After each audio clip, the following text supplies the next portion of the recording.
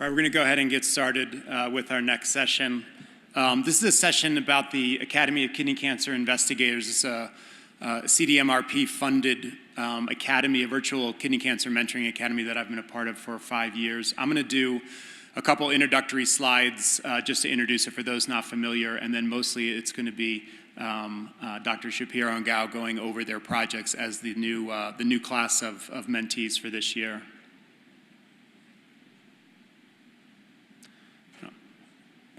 Do you have my intro slides? Oh, yep. All right, so this, for those of you who don't know, I guess about 6 years ago, the CDMRP introduced a new funding mechanism, which was this AKCI, or Academy of Kidney Cancer Investigators. There was a virtual ovarian cancer academy that had run for many years as a successful model, so this was introduced for kidney cancer, and I had the good fortune with Jim Brugarelis, who helps me with this, to get this grant 5 years ago, and it was actually just renewed, and we're starting our second 5-year term, so we're grateful to CDMRP for the funding. And what it is Jim and I are the deans of the academy. There's an advisory board I'll tell you about, and each year, anywhere from 2 to 4 mentee-mentor pairs are admitted into the academy for a 4-year term. They apply through a separate grant mechanism, and then they're members of the academy for 4 years.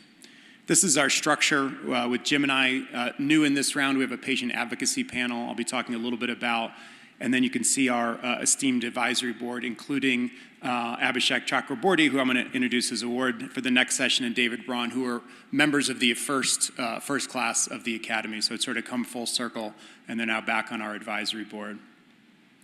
This is our patient advocacy panel.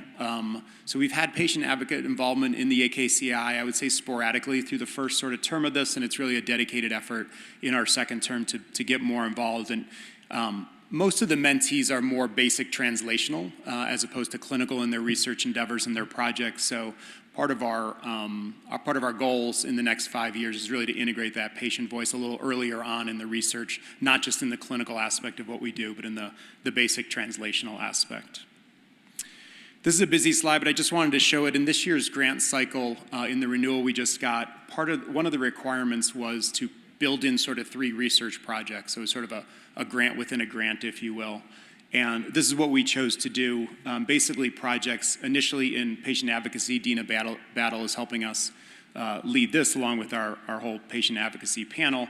And then in years 2 and 3, we'll look at lab-based and clinical investigators. And a lot of what we try to do is really look at the barriers for success for younger investigators. And there are many different barriers and many different types depending on the type of research that they do. And so a lot of what we'll be doing in the academy are these research projects.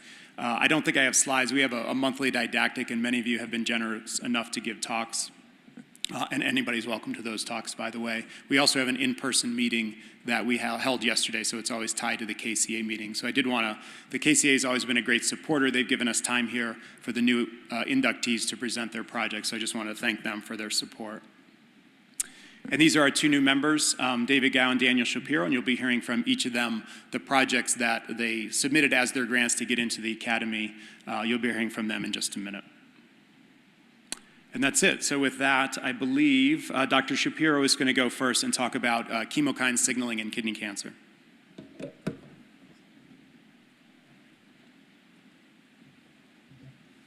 All right. Thank you very much, Dr. Rini, and particular thanks to the KCA and the Academy of Kidney Cancer Investigators for funding this project. I'll be discussing my project entitled Investigating the Immunomodulatory Effects of Chemokine Signaling in Renal Cell Carcinoma.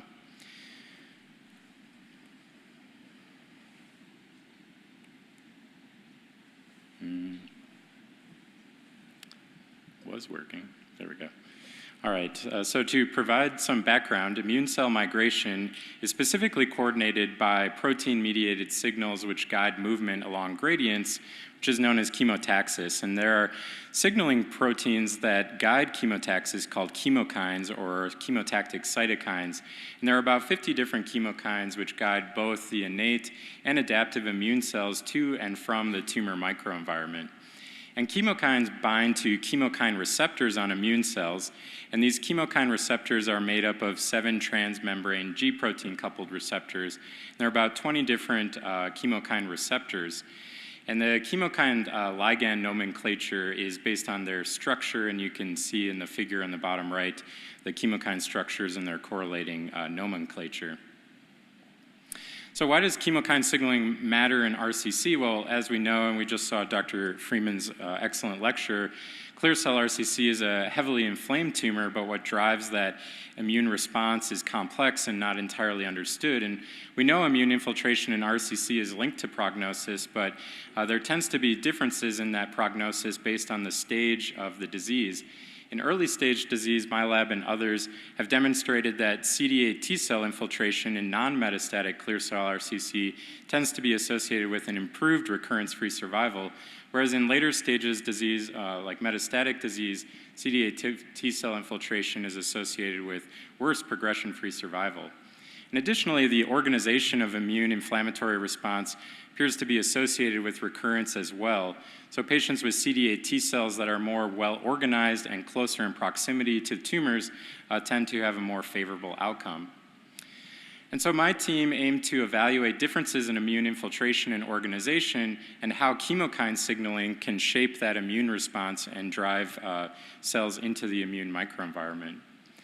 And so as a surgeon, I'm particularly interested in non-metastatic setting, and I wanted to understand different chemokine expression, what that looked like in non-metastatic clear cell RCC tumor microenvironment. And so we evaluated RNA expression of different chemokines in the tumor microenvironment, noted primarily two chemokines that were upregulated, including CXCL9 and CXCL13, which tended to have the highest levels of expression. CXCL9 is often attributed to CD8 T cell infiltration, but we also saw the higher levels of CXCL13. And we found that CXCL13 in particular was elevated also in the peripheral blood of non-metastatic patients and was significantly overexpressed in tumor tissue compared to matched normal kidney. And while CXCL13 is primarily associated in the literature with B-cell infiltration, we also wanted to see if this could be associated with CD8 T cell infiltration. And so using both TCGA cohort as well as an internal cohort of non-metastatic RCC patients at UW, we found higher CXCL13 expression was associated with improved recurrence-free survival. And interestingly, was also associated with expression of CD8 and other cytotoxic T cell markers. And we found increased CD8 T cell infiltration in patients that had higher CXCL13 expression. And so this got me thinking about how CXCL13 could influence the tumor microenvironment and help to control disease. And so the CXCL13 receptor is CXCR5. And there's evidence from prior studies that there's a distinct population of CD8 T cells that are less common but do express CXCR5. And these T cells have a favorable prognostic role in other cancers like hepatocellular carcinoma and melanoma. And additionally, these T cells have been associated with an exhaustive progenitor phenotype. And very interestingly, these T cells have the ability to differentiate into both CXCR5 positive cells as well as CXCR5 negative subtype. And this CXCR5 negative subtype has a capacity to lead to further cytotoxicity and tumor killing. And this occurs particularly in response to anti-PD-1 therapy, which has implications both as a potential perioperative therapeutic target and possible prognostic biomarker. So we wanted to explore the hypothesis that CXCL13 expression may stimulate CD8 T cell infiltration, particularly infiltration of the CXCR5 positive subset, leading to decreased risk of metastatic progression. Our first aim was to determine the role of CXCL13 in promoting CD8 T cell infiltration into the microenvironment. And second, we wanted to determine the effects of inhibiting CXCL13 expression on tumor growth and immune infiltration in vivo. And then lastly, aim to determine clinical outcomes associated with CXCL13 expression in tumor specimens from a large cohort of non-metastatic clear cell RCC patients. And so in our first aim, we wanted to first model clear cell RCC CXCL13 signaling and characterize migratory CD8 T cells. And so partnering with engineering colleagues at UW, we developed a microphysiologic system that essentially can model the tumor microenvironment and evaluate CD8 T cell extravasation and then characterize the phenotypes of the T cells that are migrating. And so in our initial studies, we've demonstrated that CXCL13 does promote CD8 T cell directional migration towards tumor spheroids, and we lose that directional migration after knocking out CXCL13 from tumor spheroids. And then also the majority of the T cells that are responding to CXCL13 are the CXCR5 positive subtype, which corresponds to our hypothesis that CXCL13 may be driving this progenitor-like phenotype. And so we next aim to further characterize where in the tumor microenvironment CXCL13 is being expressed and the phenotype of these CXCR5 positive cells. So using available single-cell RNA sequencing data sets, we've shown that CXCL13 appears to be expressed primarily by T cell populations, in particular the CD4 T follicular helper cells. And second, this CXCR5 population of CD8 T cells, as we hypothesized, does have a progenitor-like phenotype by expressing things like TCSF7, which encodes for the protein TCF1, which is known to correspond to stem-like properties in CD8 T cells. And then we've further investigated the spatial architecture of CXCL13 expression and CXCR5 positive CD8 T cell co-localization. And so we've done single-cell spatial sequencing using the Visium HD platform. Using 8 samples so far, we're expanding that cohort of non-metastatic clear cell RCC tumor tissues, both tumors that have ultimately recurred after surgery and then tumors that have not recurred. And so just broadly,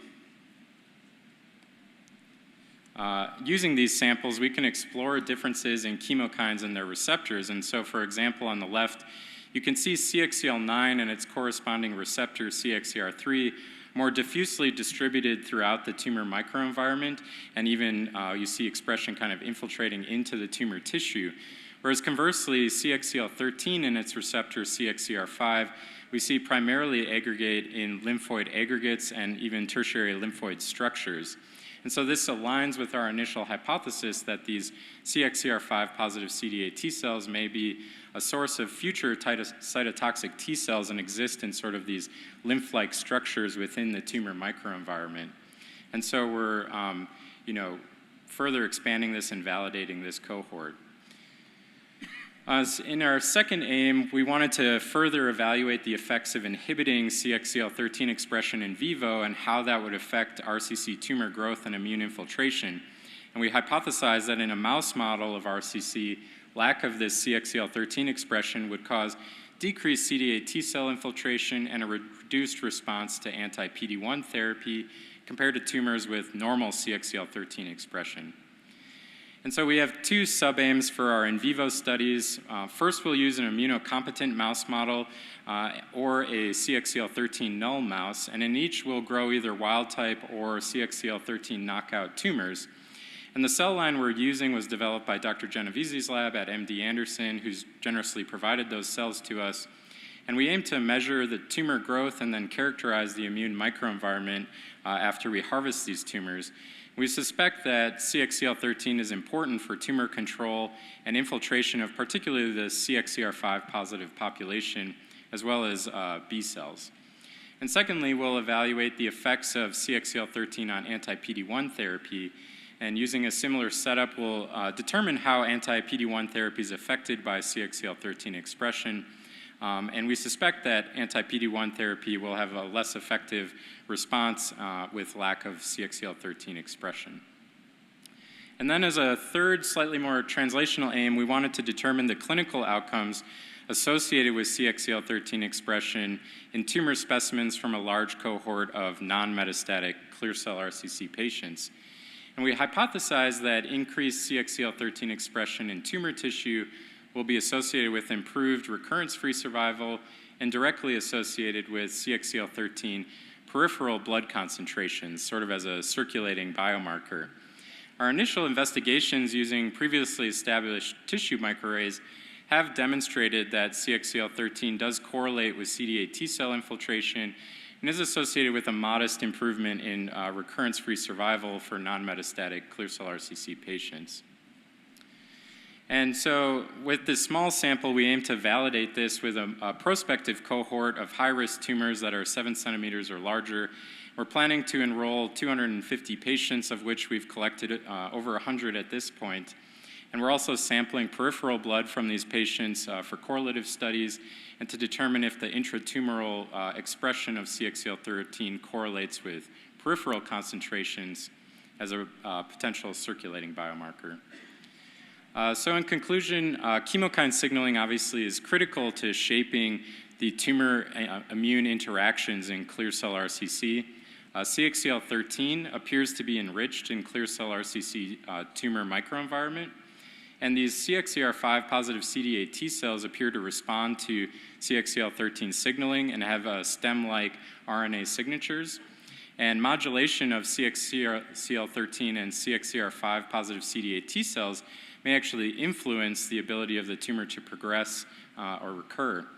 And so with further work, this CXCL13 access we hope will serve both in a prognostic capacity and also maybe a future therapeutic target.